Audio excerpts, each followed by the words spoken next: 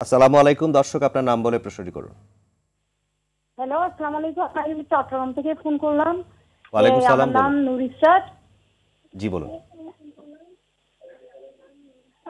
Diabetes রোগী কি zero ক্যাল দিয়ে কিছু খেতে পারবে? জিরো ক্যাল দিয়ে কিছু খেতে পারবেন কিনা ডায়াবেটিস রোগীরা? আপনি কি এটি ব্যবহার করছেন কিনা, জি বা আপনি জি কি ডায়াবেটিসে আক্রান্ত কিনা? জি, আমি ডায়াবেটিসের রোগী। জি, আপনাকে ধন্যবাদ। এই বিষয়টি নিয়ে আমরা কথা বলছি। বলুন। আচ্ছা, দর্শক যেটি জানতে চেয়েছেন যে জিরো ক্যাল দিয়ে আমি কিছু খেতে পারবো কিনা। আমরা যেটা বলে থাকি যে যদি মিষ্টি কিছু খেতে হয়, বিশেষ করে চাটাই আমাদের দেশের মানুষ খায়, যেটা চিনি ছাড়া খেতে খারাপ লাগে, তো আমরা বলে থাকি জিরো ক্যাল খাওয়ার জন্য। কিন্তু সেটা অবশ্যই একটা থেকে দুটার বেশি দিনে না। এর কারণ হলো রিসেন্ট কিছু স্টাডিজ দেখা গেছে যে এই যে জিরো ক্যাল, এগুলো প্যানক্রিয়াসের উপর কিছু বিরূপ প্রভাব ফেলে, যেটার কারণে ডায়াবেটিস অনিয়ন্ত্রিত হয়ে যেতে পারে। তো সেজন্য আমরা বলে থাকি খেতে পারবে, যদি সহনীয় মাত্রায় খায় সেটা কখনোই শরীরের জন্য খারাপ হবে না।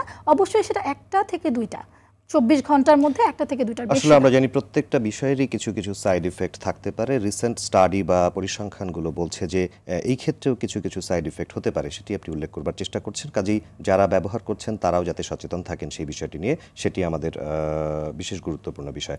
আমরা এই বিষয়গুলো নিয়ে আবারও কথা বলবো। ছোট্ট একটি বিরতি নেবার সময় হয়ে গেছে।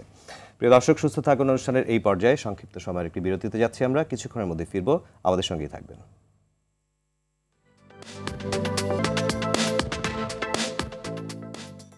প্রিয় দর্শক, বিরতির পর আবারও আপনাদের স্বাগত জানাচ্ছি সুস্থ থাকুন অনুষ্ঠানের আজকের পর্বে।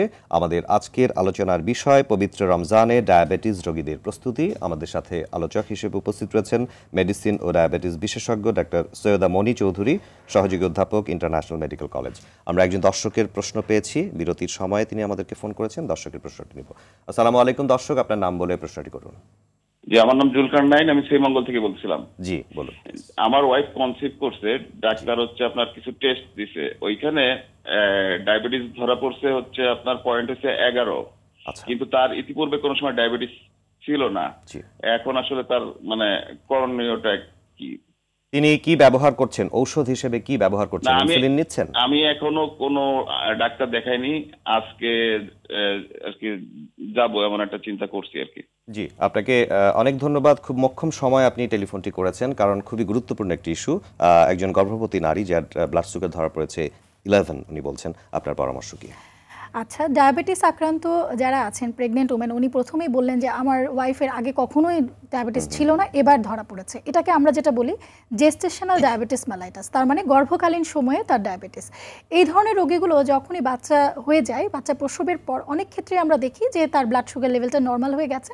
আবার অনেকের ক্ষেত্রেই আমরা দেখি যে না, ওনার এই যে ডায়াবেটিসটা ধরা পড়লো, এটা পরবর্তী জীবনেও তার কন্টিনিউ করতে পারে। জি। আর এখনকার জন্য ওনার পরামর্শ?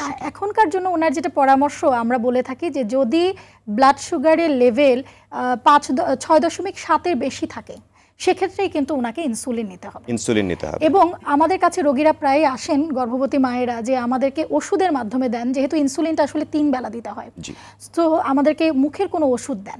আমরা আগে দেখতাম যে হ্যাঁ, আমরা মেটফর্মিন জাতীয় ওষুধ দিয়ে আগে চিকিৎসা করতাম, কিন্তু এখন যে রেগুলার আমাদের বহির্বিশ্বে অনেক বেশি স্টাডিজ হচ্ছে, একটা ওষুধের ইফেক্ট নিয়ে কিন্তু অনেক বেশি স্টাডিজ হচ্ছে।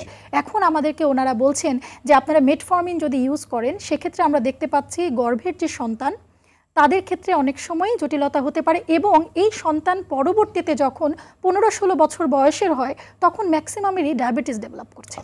সো এই ক্ষেত্রে এখন আমরা রোগীদেরকে স্ট্রিক্টলি বলে দেই যে সর্বোপরি সর্বসম্মতিক্রমে সবকিছু মিলিয়ে আপনাকে আসলে এখন ইনসুলিনই ব্যবহার করতে হবে। এবং টার্গেট লেভেলটি আমি একটু বলে দিই দর্শকের জন্য, সেটা হচ্ছে যে খালি পেটে অবশ্যই 5.3 এর নিচে থাকতে হবে।